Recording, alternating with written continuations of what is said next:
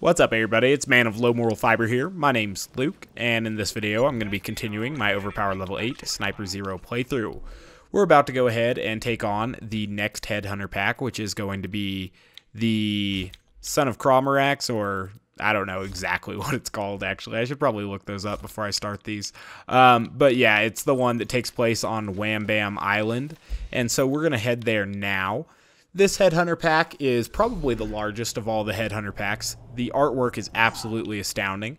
A lot of people would probably say this is the best Headhunter pack, and it would be hard to disagree with them, I guess. But personally, the Craw fight kind of sours the whole DLC for me in some ways. They advertised it as a new raid boss, and upon finding out how it actually operated was more than a little disappointing, to say the least. I am not a fan of boss fights where you just fight minions and, try to stay alive fighting minions, and the boss is kind of a secondary thought.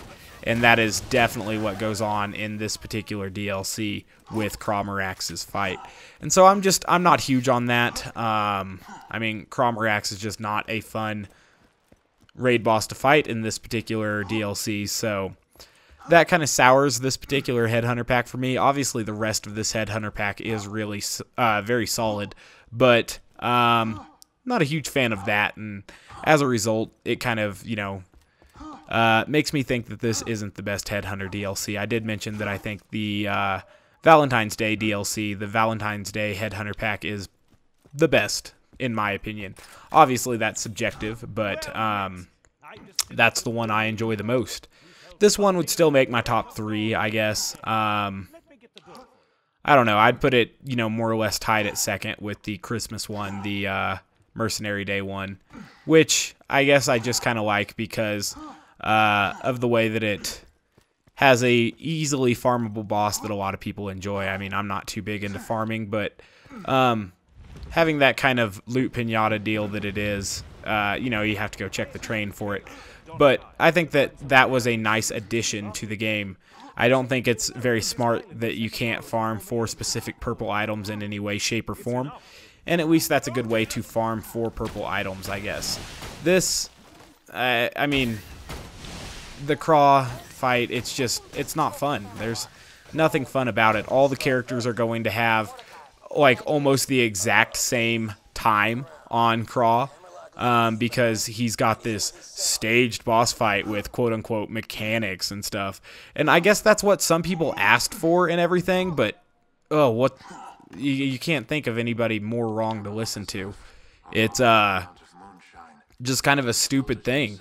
Like, the boss goes underground and then you just wait for him to come back out of the ground while you avoid different Varkids and Craboids and stuff like that. It's just, I don't know. It's not a fun boss fight, and because of that, I don't enjoy it. And it really brings down the value of the whole DLC to me. But, whatever. The dialogue between Brick, Mordecai, and Lilith is actually, really damn solid and stuff. That's cool. And I do like the stories they elaborate on in this stuff here, when they explain that Mordecai got a new bird and stuff. I think that's pretty awesome. But it's just, I don't know. It's not very cool that the boss fight is so ruined compared to how other raid bosses operate and everything. It's not something I enjoy. And hopefully that's not the case going forward. I don't like boss fights with stupid stages and stuff like that. Of all of the boss fights that I've ever had that are just you avoiding avoiding a huge number of small enemies while trying to defeat one large enemy, I've enjoyed maybe a handful of those, throughout all of the ones that I've fought through. Alright, so we'll finally inject one of these real quick. I don't want too many of these alive at the same time.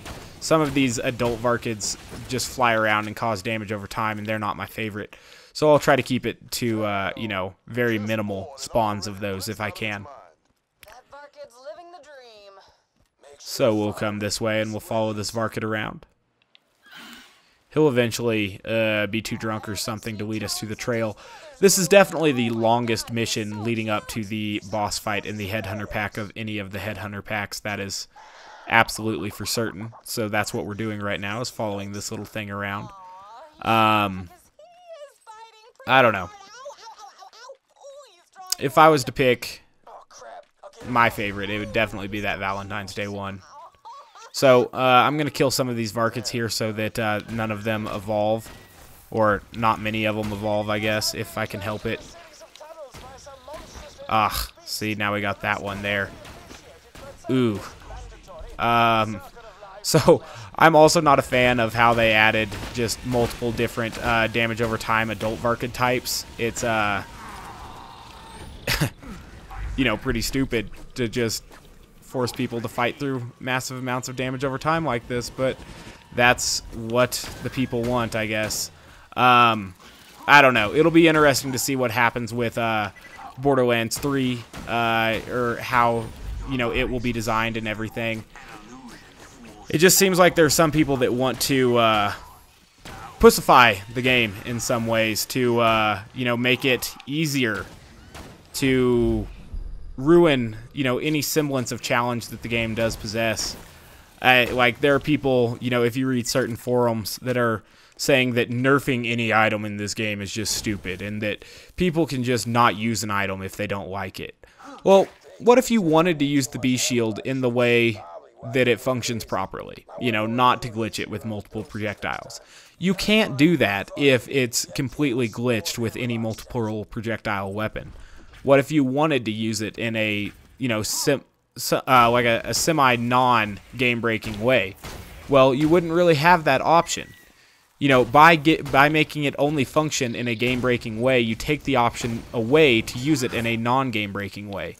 And at the end of the day, you know, you're supposed to kind of play the game how the developers intended in some way. And if you don't, I don't know. Like, it's all a weird thing to me. I just think it's very weird that certain people just say that, you know, nerf. Like, why would anyone want the Evil Smasher to still be in the game? So, sure, you can say, oh, don't use the glitched Evil Smasher when it was around, right? But there were people who would join your game and would use the Evil Smasher. And for some people, it may be more difficult to convince their friends to play legitimately when an Evil Smasher-like item exists. And that discourages teamwork. That discourages problem-solving and experimenting with the game, theory crafting. It discourages creating new builds. It discourages everything that makes the game fun.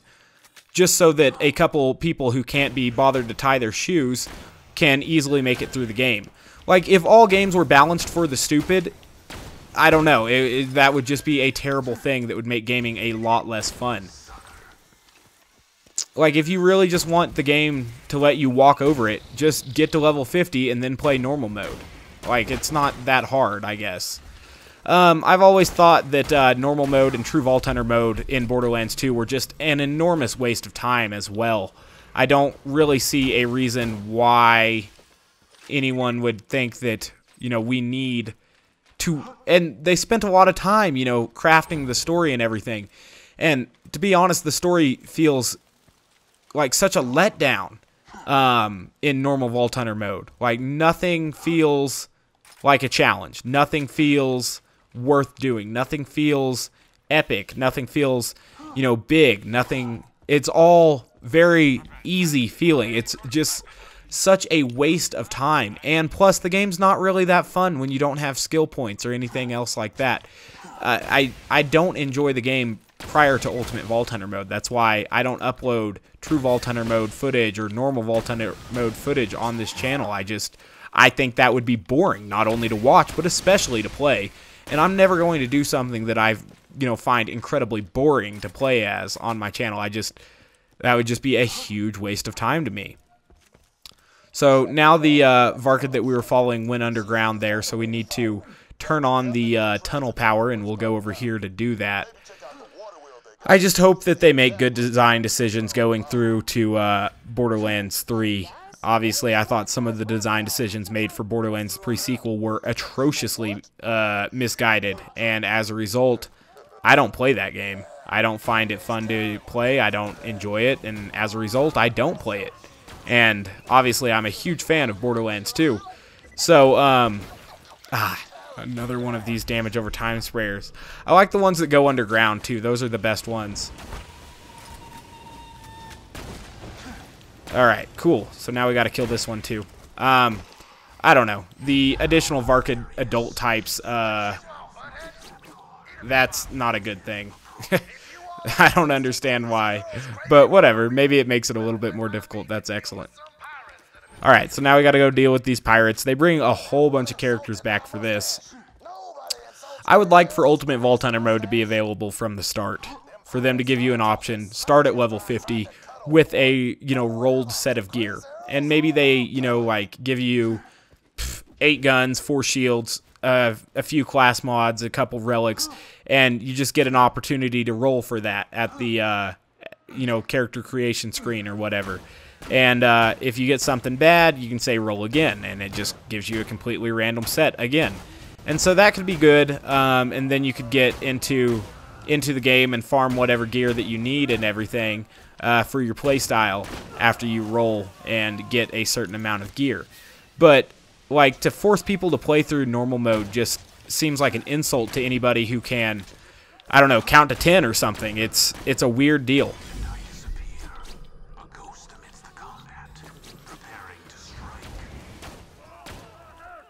I don't know. Like, I don't mean to just shit on people who aren't good at the game or whatever, but I mean, it takes away from the enjoyment of anyone who's ever played a first-person shooter before to go through normal mode. I mean, it's a weird deal.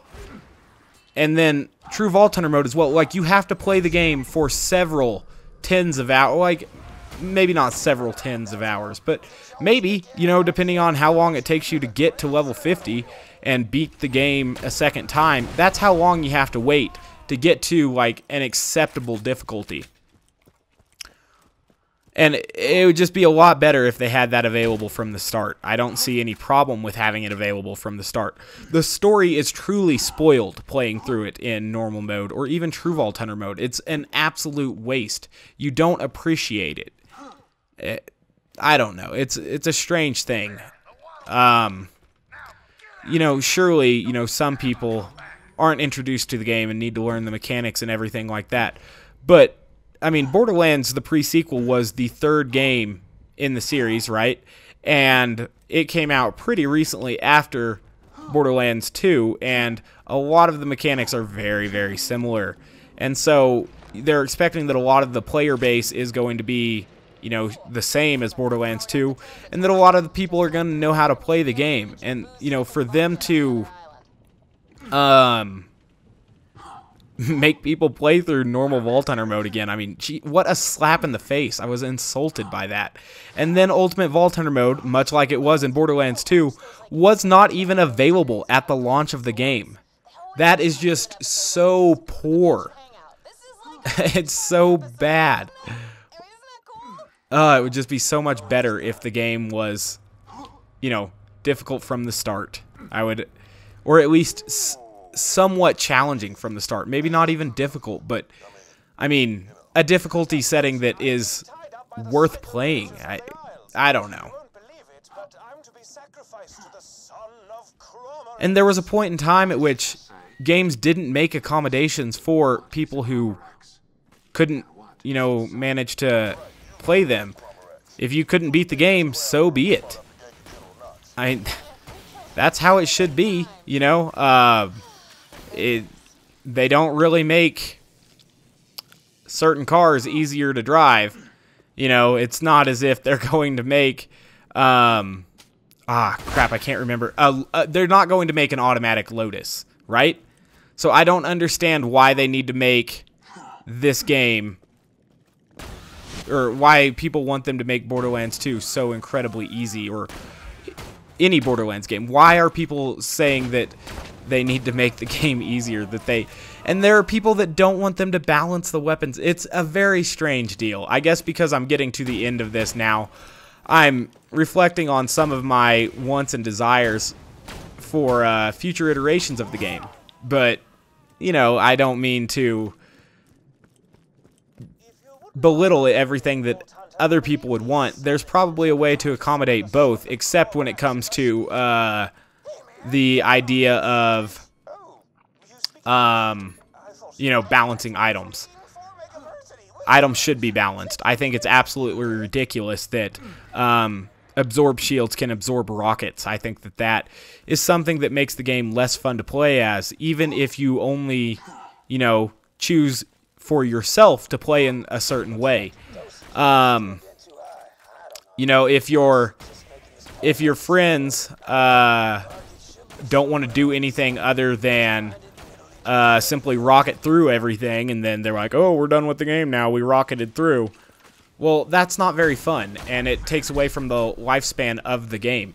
Theoretically, less people will be playing the game for longer because all they did was sham fleet through it or something, and that I think takes away from the fun of the game. You know, like if people just want to walk over the game, load up True Vault Hunter mode at level. Yeah, just play True Vault Hunter mode. I don't know. It's a weird situation. I just hope that, you know, they don't completely disregard people who prefer to play the game, you know, in a way that they don't just walk over everything in favor of those people who can't play the game any other way or think they can't play the game in any other way. Because that's honestly what I think it is. This game isn't hard. Like, it's not too hard that no one can do it, that's for certain. But, you know, it is capable of providing a challenge to some people and everything. And that's how it should be. Like, it should be capable of providing a challenge. It shouldn't be such a situation that it's, you know, so very easy. Like, you could not find legitimate co-op games when the BN conference call existed in the capacity that they did, when the Evil Smasher was incredibly prevalent and popular. It was hard to play the game in a way that you think anyone would intend for the game to be played. It's just, and that's a shame.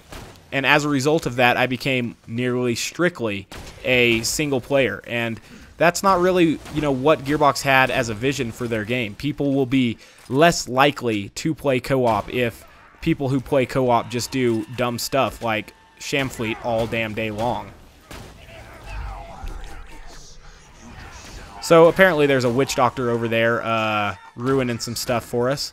Speaking of ruining, this particular enemy that just causes damage over time and then hides underground, that's kind of ruining my fun at this particular moment. Jeez, what terrible design that is. Alright, so we'll kill that now. Jeez, a feral triggerman. Alright, so we need to find this witch doctor and kill him. Truly one of the most compelling gameplay folds that they added was the fact that you need to kill witch doctors quickly sometimes. So that was like one of the most complicated and you know, complex gameplay mechanics that they added, and people always say that that DLC was the worst.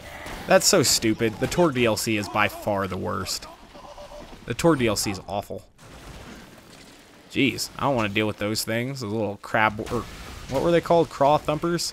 Those things suck. Let's kill that thing before it goes away.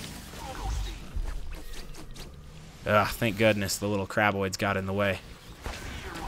Alright, transfusions, good. Alright, so there's way too much going on down there.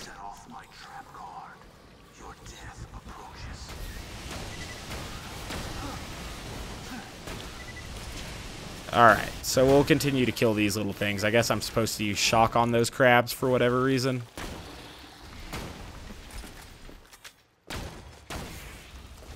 Alright, let's kill this craw thumper before it... Yeah. Okay, cool. So now we've got, like, about dick for ammo, so we should gain some ammo real quick from these things. Well, we got some sniper ammo, but no grenades, so we'll have to be a little bit crafty on how we proceed unless we can get some grenades. Okay, perfect. That worked out. So we're almost to where we'll fight Hammer, or the guy holding Hammerlock, the Son of Craw, and that'll be good. Need to find any witch doctor that may be associated with these fellas. Now, I understand they need to add some variety to the game as far as enemy design goes and everything like that, but blocking critical hits, I think, is a poor mechanic, and it's something that Borderlands 2 did a lot of. So it'll be interesting to see how far they push that in future iterations of the game. I would say that someone would be hard-pressed to say that Borderlands, the pre-sequel, was not a letdown or a step back for the series in comparison to Borderlands 2. There are probably people that disagree with that, but, you know, whatever.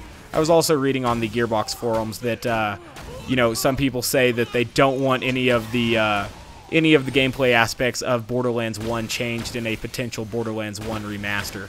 How could anyone say that? I have no idea. There are so many crippling gameplay problems with Borderlands 1, and that's why people criticize the game for having no endgame to speak of at all. And, I mean, if there is a Borderlands 1 remaster, there would absolutely need to be an Ultimate Vault Hunter mode, in my opinion, along with fixing a lot of the other problems that exist in the game, which are plentiful, by the way. Borderlands 1 was groundbreaking in some ways, but it was not without its faults. It definitely had quite a few problems. And, you know, like, for them to revisit that and kind of fix that would be awesome. I would love for that to happen. And, you know, it's not as if Borderlands 1 would not exist in the way that it currently exists now. Anyone that has, you know, a real gaming platform could simply play Borderlands 1. Obviously, you need to make some I&I tweaks to it and everything to fix the field of view and everything.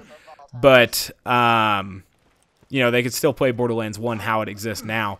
But it would be awesome if, you know, there was also an option to somehow add an endgame to that particular game. That would be really cool, because currently, I mean, you just become so overpowered that the game is not fun to play at in-game levels at all. And that's a shame, because it's a pretty cool game that, you know, should have some form of an in-game, but just happens to not. So that's you know, that's a bad deal. And the only form of in-game that it has, the Moxxi's Underdome, is highly criticized by a lot of people. I wish Borderlands 2 had a Moxxi's Underdome, but Digistruct Peak does make up for that in some way. But, I mean, it would be nice if, you know, there was also a Moxxi's Underdome, but because people bitched about it so much, you know, they decided to not include that in Borderlands 2, which is an absolute travesty, I guess. Just something really sad. But, you know, whatever.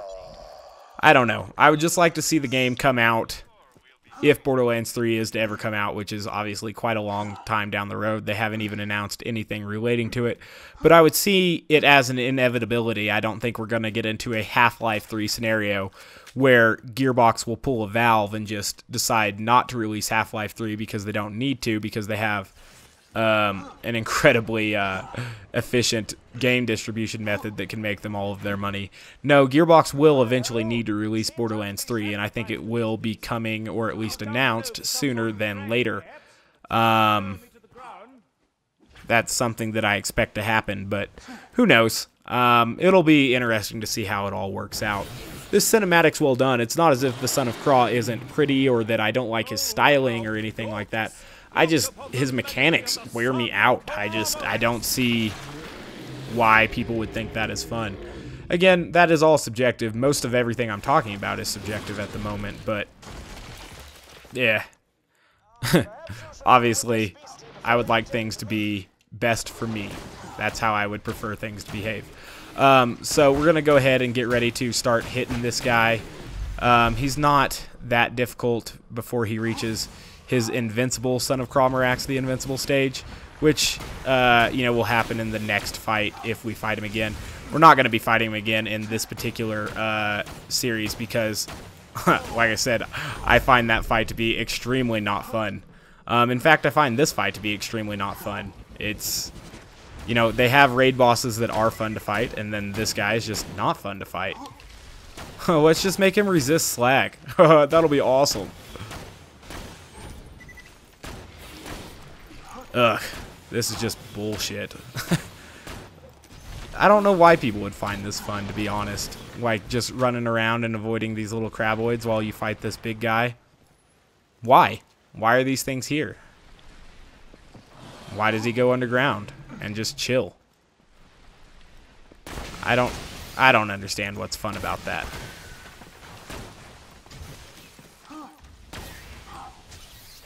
Ugh.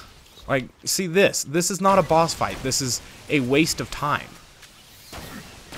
And people were, when this came out, people were like, oh, it's so nice to have a boss with mechanics. This is shit. This is lack of mechanics.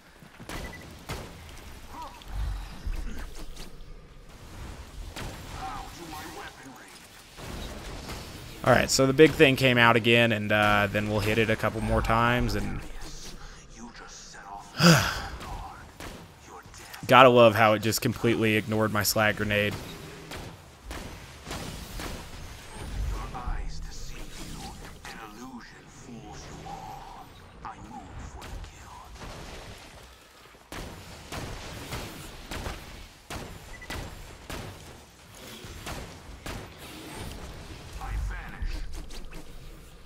Ugh.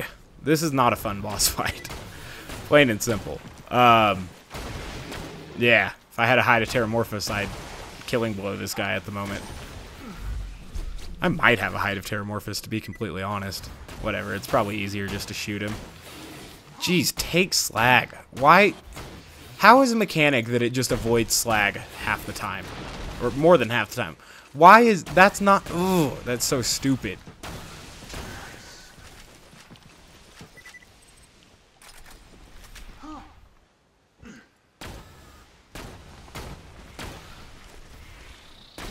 And now we got Varkids coming, and they're going to evolve and start spitting damage over time.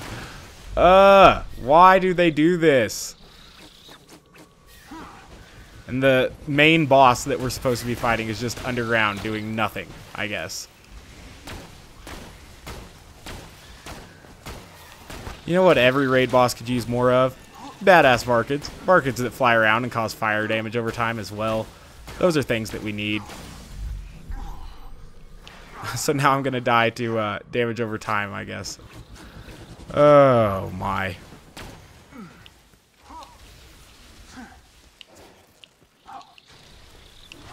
Alright, so he's finally back up here. And now that he's slagged for just a moment, we can get some kunai on him, I guess. Throw a couple slag grenades, hope that slags him, and finish this guy off. Okay, cool. So now we just need to finish off all of these stupid-ass Varkids. Yeah, because, you know, fighting 4 flying around, yeah, just fight 4 of these things at once. Yeah, just get that fire damage over time. Still restrained. Up here. Actually, oh dear. Ah, I wish he could have killed those Varkids for me when he came down. That would have been most excellent.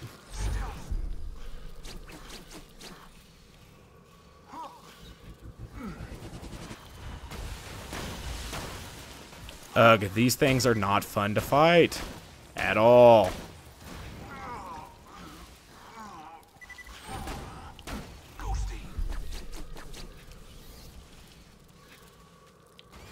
There we go, 1 down. Just a lot more. Oh good, we got a corrosive one as well. Neato. I like how the corrosive one dips underground after you get him slagged, and then he's not slagged anymore when he comes up. That's a fun mechanic.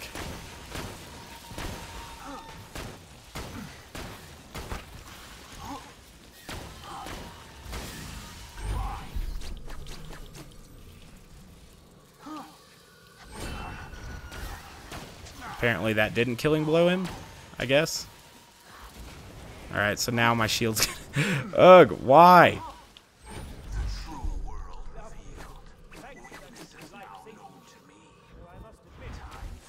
Okay, so we're down to 2 of these fire ones. And then we'll be done with this. I guess I could just go turn this quest in and get out of here. But I'm determined to kill these stupid things. Please die. There we go. 1 more of these, and then 1 green one as well. See if I can't kill the green one before it goes back underground here. Nope, sure can't.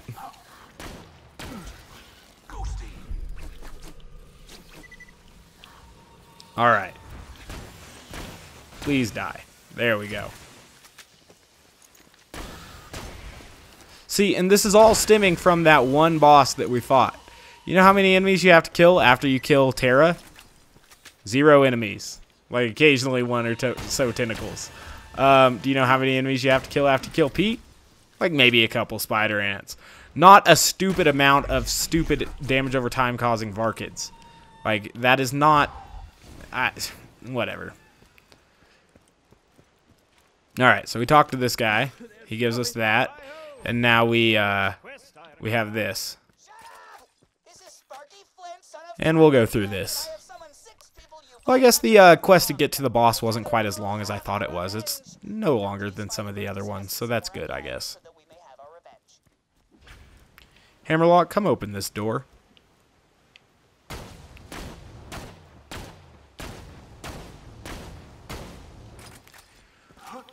I do love waiting on walking NPCs. I wish, you know, a lot of games just, a lot of RPGs in general have a lot of waiting on walking NPCs, and it's awesome. It's so cool not to deal with combat and stuff and just, like, walk around. Ugh. So we'll open a few of these chests. They obviously don't let us go into those chests until we've done the more annoying version of the Craw fight. We didn't get anything special. No worries. We'll ride this elevator out of here, and then we'll go ahead and do this side quest. And that'll be pretty much the end of this particular DLC. Aw, man, I didn't ride it all the way to the top. You gotta ride it all the way to the top.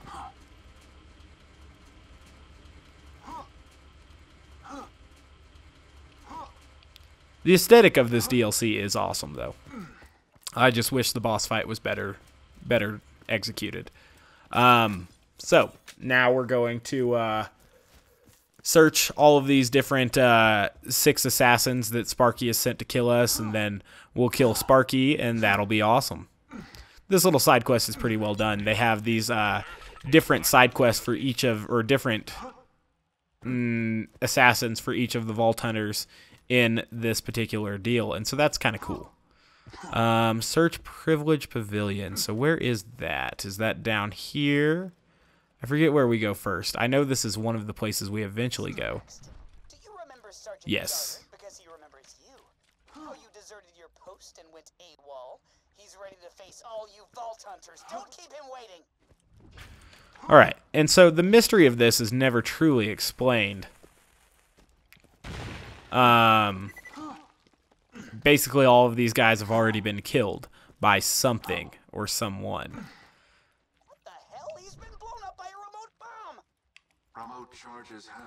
And each character does have different audio cues after it. That is something I do expect to be the standard in Borderlands games going forward, for them to have, you know, different audio cues for each character as they go through certain mission queues and everything. That is definitely what happens in Borderlands the pre-sequel, and so I would expect that to be a constant going forward.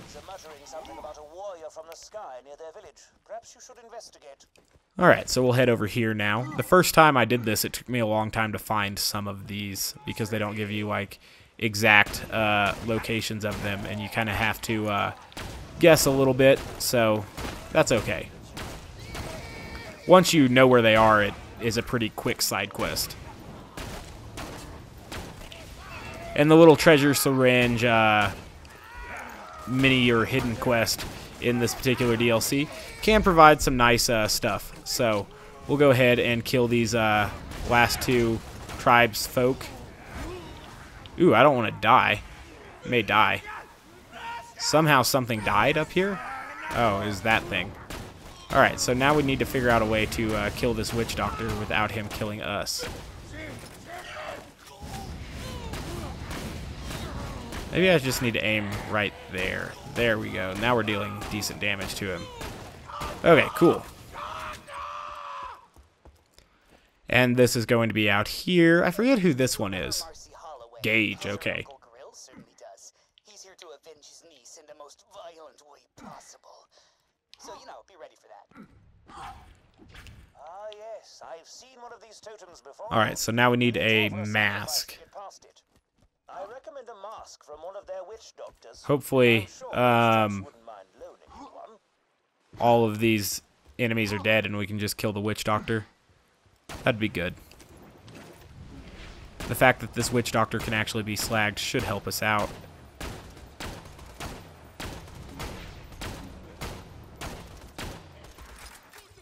Alright, so that's what we were looking for. Now I guess we should kill these guys so that they don't kill us.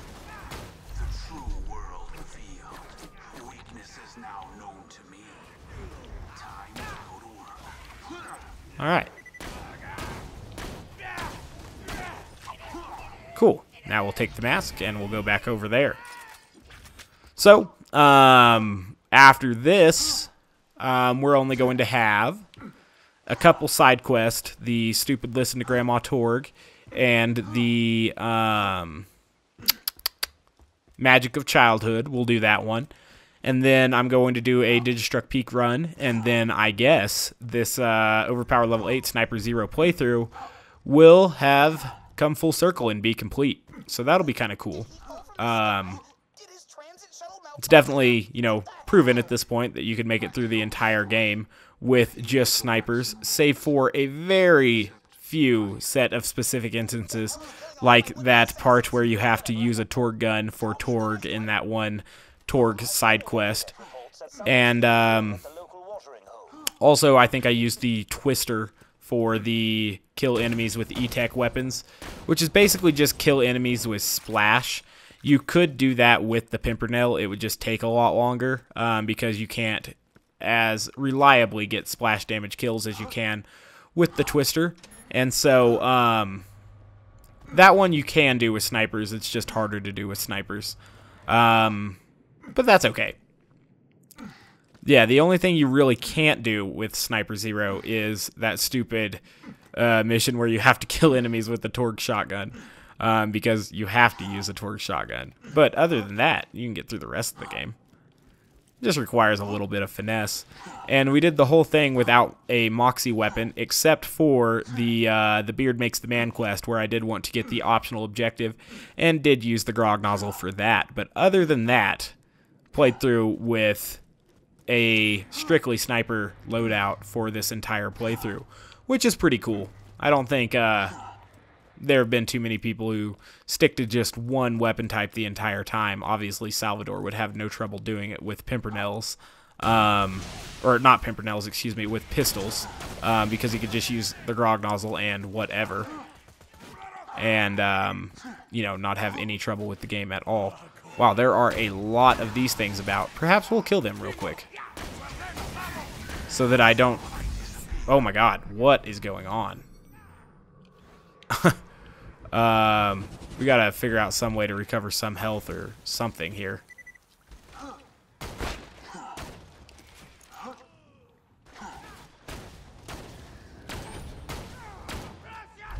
Alright.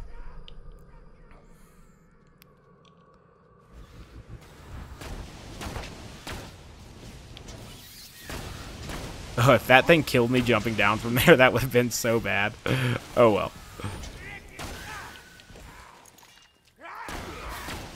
So there's obviously a witch doctor about because it's leveling these suckers up to feral level. Jesus. This one's blood level. Yeah. We're gonna need to kill these guys.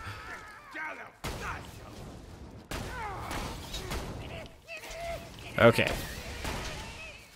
So, I'm gonna go find this witch doctor eventually and kill all of his buddies. But maybe a moment until we do that. Oh, good. It's another slag witch doctor. We've gotten a lot of slag witch doctors in this particular episode or instance of this map, I guess. But they're not the most offensively dangerous. They just effectively have a lot of health because they don't get slagged.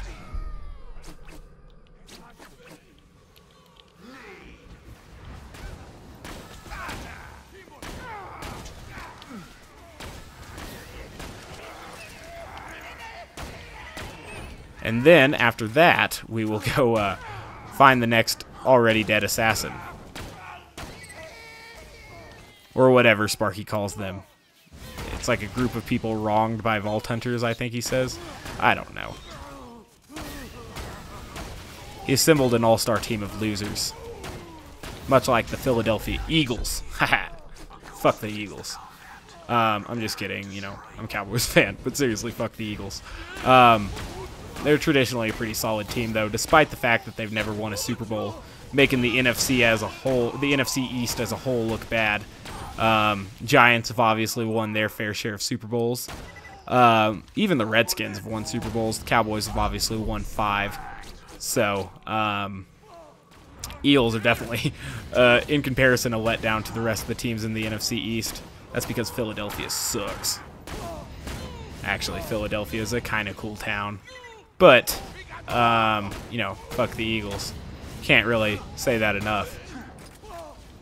I wish the Eagles could lose every game, except split the series with the Giants and Redskins to make it even better for the Cowboys to get into the playoffs.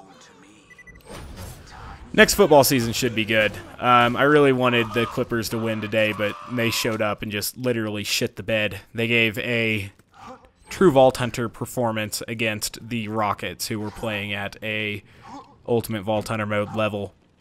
In case you didn't watch the game, it was truly embarrassing for the Clippers.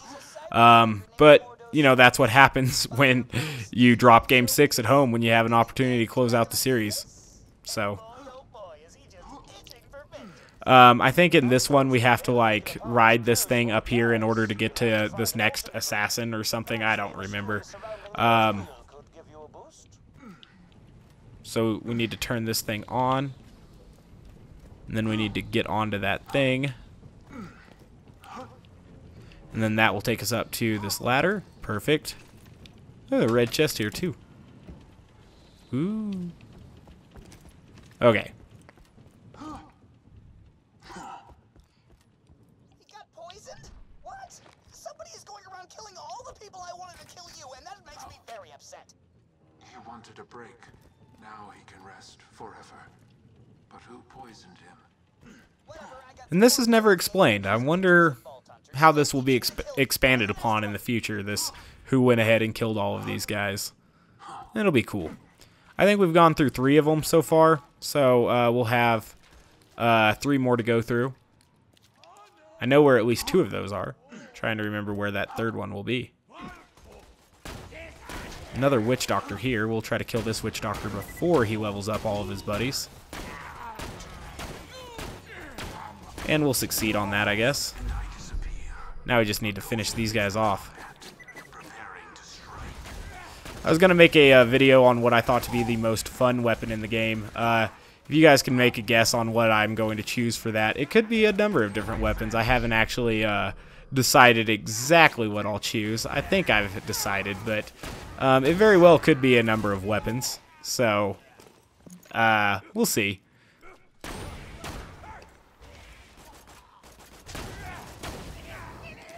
Why are there so many of these dudes? There are quite a few of them, nonetheless. Gonna watch the new game of Wieners tonight, and that's gonna be pretty sweet. And Silicon Valley. I like Silicon Valley quite a bit. It's a HBO comedy that shows after Game of Thrones, I think. I don't know. I don't watch them on HBO because they want me to use an Apple ID. Fucking Apple ID. I think it's funny that they brought in enemies from 2 different campaign DLCs to populate the enemies in this particular Headhunter pack. That's kind of funny. Alright, so we're coming this way. We need to get up to these retirement cottages here. Luckily, we can jump on this little chair and do that. That's perfect. Now we're up here. Blendo.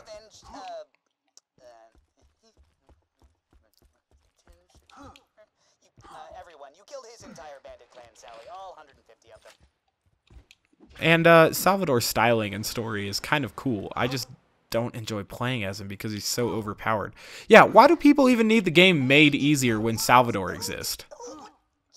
I don't understand that. If you want the game to be super easy and provide no challenge, just play Salvador. Why would you have to ruin the gameplay of other characters in order to make the game easier for you when there's already a walking god mode? You don't even have to enter any cheat code. You just play as Salvador.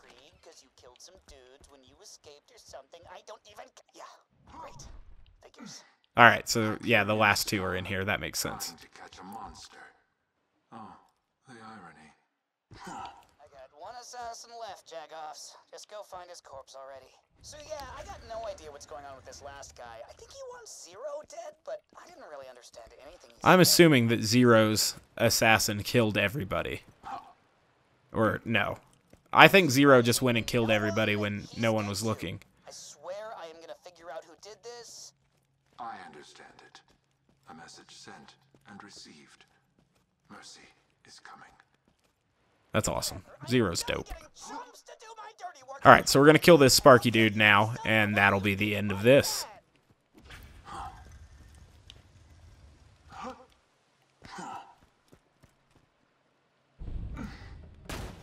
There he is, being a bitch and stuff. He was an asshole, but that doesn't mean you had to kill him. Now die!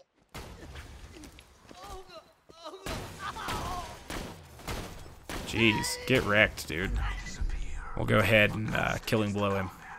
Preparing to Back, everyone. I've just received 6 text messages over the EchoNet, each addressed to one of you fine Vault Hunters. I imagine you'll want to hear them. Oh, definitely. So we'll ride this up. And we'll eventually get back to Hammerlock. I don't know where he's at. Is he still across the way? No, I guess he's here now. Okay, perfect. How does he get back there? He just walks the whole time? I'm not entirely sure. Huh, that could be something to look out for. And try to find out. Does he just walk? He walks all the way back? Maybe. I don't know.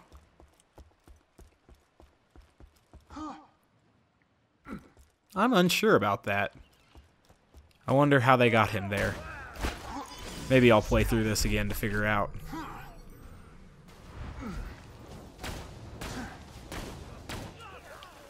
Alright, so that Anchorman, he tried to kill me, but he did. Alright, so we've made it through another Headhunter pack. As always, guys, I do thank you very much for watching. I do appreciate it. If you have not yet taken the time to subscribe, please do so. I'd appreciate that as well. We actually still have to figure out how to get up there, though. And I'm going to use this little pole over here to do such.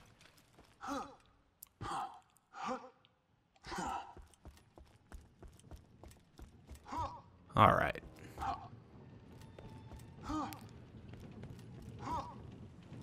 Cool, so now we made it back to Sir Hammerlock. I bet they just have him go underground to back here. I can't imagine he walked all the way back here. It would take forever. I guess I probably gave him enough time while I was fighting all those other things, but yeah. Alright, cool. We'll take a quick look at my gear and, at my gear and skill build before we go. And we'll also look at the massive amount of quests we have completed. We have those 2 quests there, and Digistruck Peak left. And so that's about it. Look at all of these quests we've done, though. They don't really give us a scroll bar, so we don't know how deep we have to go, but probably pretty deep. It's still going. I don't know what order these go in, actually. They seem to be in no particular order. They're definitely not in the order at which we completed them. I don't think. No, they're not. And they're definitely not specifically grouped for... I don't know. That's a weird deal. They're not alphabetical. It's a strange thing. All right.